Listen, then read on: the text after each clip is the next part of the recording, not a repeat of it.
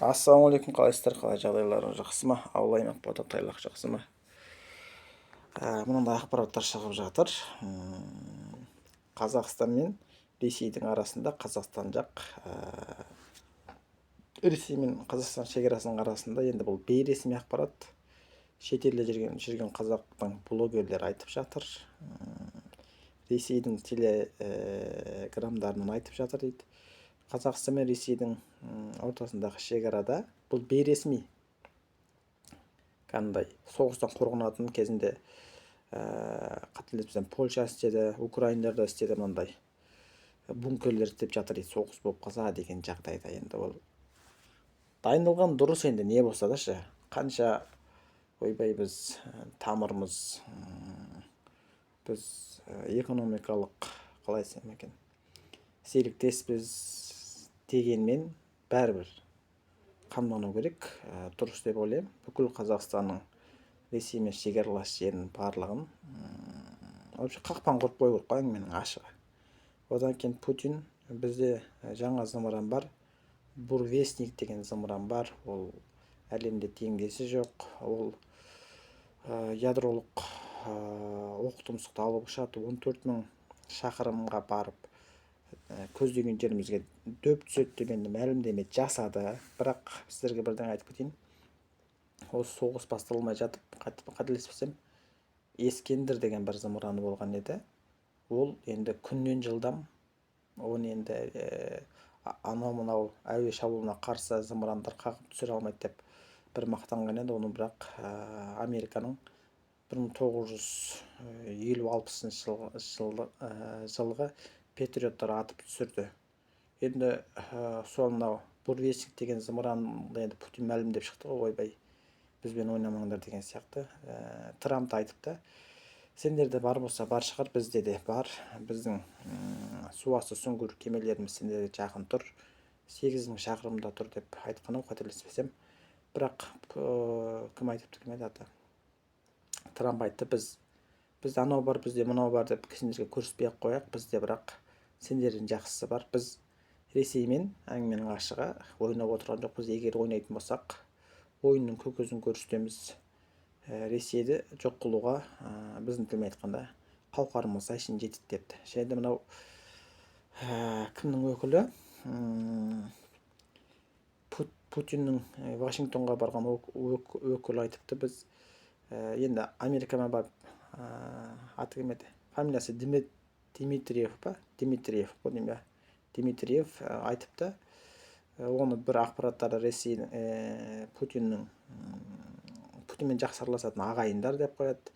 Семьялар жақсы араласа ма, танысы ғой, сол барып переговор жүргізген еді. Біз Украинадағы жағдайды әділ шешуді қалаймыз деп дегенде, енді қой дегенде қоймаған, қой дегенге зар болар дейді. Трамп 2 рет алдан өтті, енді қоймайды ау деп ойлаймын. Неге десеңіздер, мен кеше бір күнді қате айтып қойыппын. 30 қазан емес, 6 қарашада С5+1 форматында Орталық Азия және де Американың кездесуі өтеді. Оның алдында 30 бүгін айтпақшы, Жапонияға кім барып түсті? Трамп барып, Жапонияның алғашқы әйел премьер-министрімен жолығатын болып тұр. Ол жерде не әңгіме айтады әлі белгісіз. Одан кейін 30 қазанда Қытайдың бастығымен Си Цзиньпинмен барып жолығады. Ол жерде Цзиньпинге айтайын деп тұр дейді, Украина мен Ресейдің арасындағы соғыс тоқтатуға көмектесті деп. Енді көмектескенде қалай көмектеседі ол? Ресейдің 2 компаниясына санкция салған соң, Индия бұрын артқа шегінген еді. Шегініп кетті, мұнай алмаймыз деп, газ алмаймыз деп. Одан кейін мынау Қытайға айтамын дейді. Сендер сол енді қазір соғыстың тек орыстар жүргізіп жатыр дегенмен, Қытай білгізбей көмектесіп жатыр. Орталық Азияның елдерінен транзит арқылы біз білетін, біз білмейтін тауарлар өтіп жатыр, әңгіменің ашығы. Алдында Еуроодақ 19 пакеттегі санкция салған кезде біздің де бір банкымыз санкцияға ілінді. Одан кейін Қырғызстанның да 2 банкі санкцияға ілінді. Ресейге көмектесіп жатырсыңдар деген мақсатта. енді Си Цзиньпинге айтады дейді, сен просто көмектеспей ақ қой болды деп. Одан кейін 30-ында ол жақпен жолығып, егер нормально шешіліп келетін болса, енді қазір Қытай мен Америка арасында сауда соғысы болып жатыр, соны реттеп болды. Сендерге бұрынғыдай бұрынғы шартпен сендер тауарларын кіргізесіңдер, бірақ Ресейге көмектеспейсіңдер деп айтуы мүмкін. Оған Си Цзиньпин көнуі де мүмкін. Одан кейін 6 қарашада енді С5 деген мен ойлап тұрмын.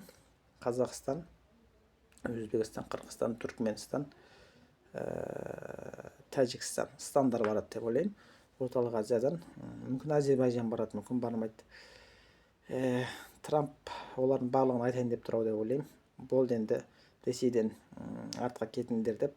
Осының алдында бір апта алдым екен, осы мен қазір айтқан орталық Азияны шақырған, ол жерде сыртқы істер министрліктерін және де Грузияны шақырған, Грузия келмеп кетті. Қалған шақырған Ресейден басқа, Қытайдан басқа шақырған елдердің барлығын сыртқы істер министрліктері барып, ол жерде талқыланып, Ресейді айналып өтіп, Еуропаға газ жеткізейік, мұнай жеткізейік деген мәселеде сөз сөйлеген еді, бірақ ол жерде инвестицияны Еуропа елдері салады, сендер айтқан шарттарына тұрсаңдар болды, кейін лақтырып кетпей деген сияқты темада айтқан еді, бірақ сыртқы істер министрліктері ол келіспеді, оған ешқандай жауап бермеді дейді.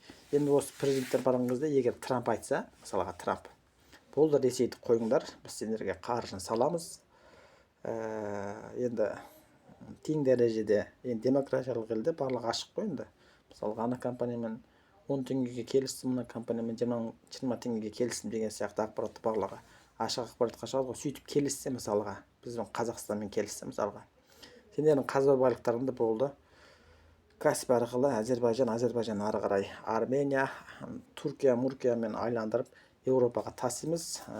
Сол қазылған құбырларға Америка жауап береді, сендер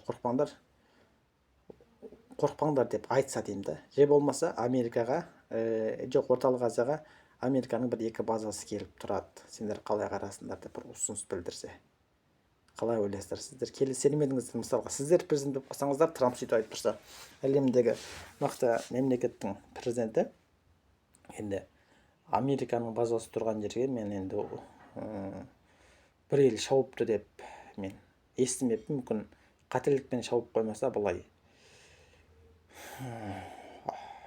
ақыл-есі дұрыс адам шаппайды деп ойлаймын. Сөйтіп кепілдік беретін болса, мысалға Қазақстанда жер-байлық жетеді, Өзбекстанда бар, газ жетеді, Түркменстанда вообще газ бар, оны сата алмай жатыр. Енді Тәжікстанды білмеймін, Тәжікстанда бар екен, Қырғызстанда алтын бар, тағы біраз элементтер бар, солардың барлығын бірге жұмыс істеп, бірге дамиық деп айтса, диктатурлар көне ма? Олар көнетін болса, оларға демократиялық жүйеде келеді деген сөз ғой, мысалға. Не болса да 5 қазан Ресейде осы 30 қазан мен 6 қарашаның арасында, 7 қарашаның арасында Ресей жалғыз қалады, болмаса Ресеймен бірге боламыз деген тема айтылайын деп тұр ғой енді. Одан кейін күмәнданып жатыр дейді, бұл бірақ шын өтірік белгісіз. Ресейдің өзінің бір арнасы бар, күнде сол жерден ақпарат шығады, күндегі ақпарат күнде шығып тұрады. Сол жерде айтады, Путин госперевороттан қорқып тұр, экономикалық жағдай құрып бара жатыр. Кешіресіздер, халық тұтынатын жеміс-жидек, халық тұтынатын тауарлардың барлық бағалары көтеріліп жатыр. Ресейде госпереворот болуы бек мүмкін деп. Және де мынау Американың қаржы министрлігі деді ғой деймін, қаржы министрі атын айтпапты. Мына Дмитриев деген барып келіссөз жүргізді ғой, соны таза российский пропаганда депті. Российский пропаганданың есі шығып тұр депті. Енді оны қаржы министрлігі айтып отқан соң, мен ойлап тұрмын, ол жерде келіссөз дұрыс болмаған сияқты. Не болса да Будапештте жолығамыз деген негізі Путин келіспей, сонымен Трампта қырсықты ғой деймін, келіспе деп санкцияны салды, және де жаңа санкциялар салынайын деп жатыр. егер жаңа санкциялар салынатын болса, Қытаймен жақсы келісіп қалса, одан кейін Қазақстаннан стандар орталық Азиядан барып, олармен келісетін болса болды онда великийдің ішіндегі халықтар шығып великилігін көрсетпесе, онда солтүстік Корея сияқты есік терезесін жауып алып, Иран сияқты есік терезесін жауып алып өмір сүрейін деп тұр. Жақсы, еліміз аман, жұртымыз тыныш болсын. Ойларыңыз қалай? Трампқа қалай айтсам екен, орталық Азияның президенттері барып енді оларға шарт қоя алмайды ғой, мүмкін қоятын шығар, бірақ Трамп оларды шақырып бір ұсыныс айтайын деп тұр. Ол белгілі болып тұр, бірақ қандай ұсыныс? Ол ұсынысқа диктаторлар келісе ме келіспей ме?